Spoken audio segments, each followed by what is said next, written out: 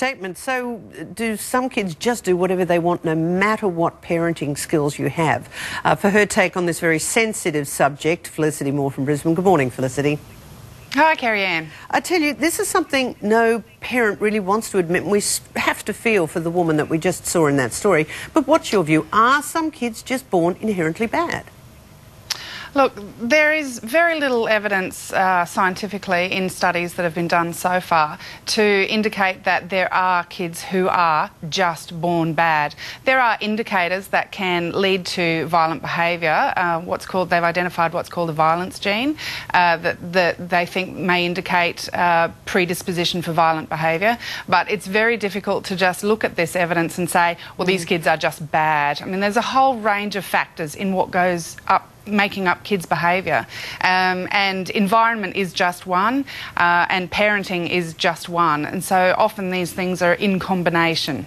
Well, you know, we heard the psychiatrist talking about some kids just are inherently, they just don't have a good feel for other kids. So genetically an inclination to violence, and then on the other hand, you add that to bad circumstances, and I guess we saw that in the Bolger case. A little 3-year-old taken away by 10-year-olds and literally stoned to death. You wonder how they could have done that, but when you read Robert Thompson, one of those boys, his background, the horrific childhood he had to endure, you go, there's circumstances plus genetic engineering perhaps.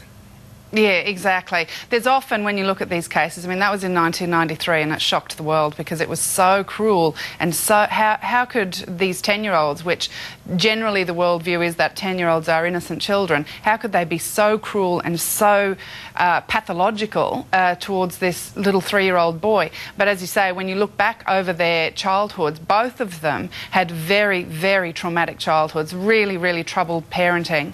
And when you are in combination, I mean, there's a perfect storm that applies when these sorts of really horrific landmark cases happen. And in this case, in the Bolger case, that was the case, where they were both in exactly the right place at the right time for this awful thing to happen. And one of the markers in their childhood, and again you look at the Jeffrey Dahmers, another horrible serial killer, torturing animals as young children sometimes do, that is an absolute marker to some of the worst serial killers in the world. So what are the factors? And, you know, I know it's difficult, torturing animals over here and just naughty kids.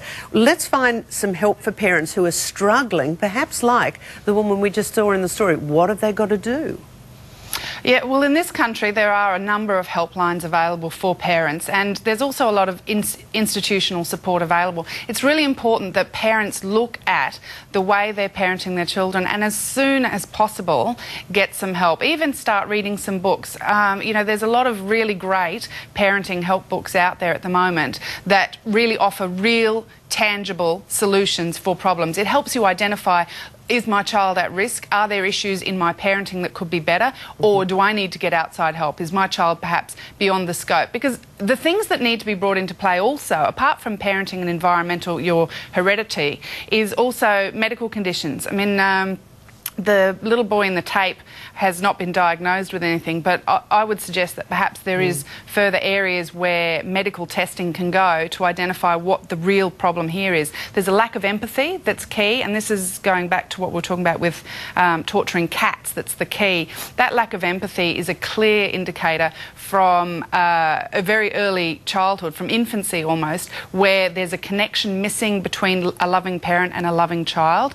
Children are missing that link, and that reduces their ability to empathise with other people and to predict human emotions, and those are both two vital skills to becoming a loving, functioning adult in our society. Well, I guess the key, as you've pointed it out, Felicity, is get help. There are helplines. If you are worried about your parenting skills, get help and try and you know, cut off at the pass some of the horrible things that can and perhaps will happen. As always, Felicity, great to talk to you, and thanks for your time from Brisbane. Thanks, Kerry-Ann. Okay, coming up, why the smallest incidents in real life get magnified.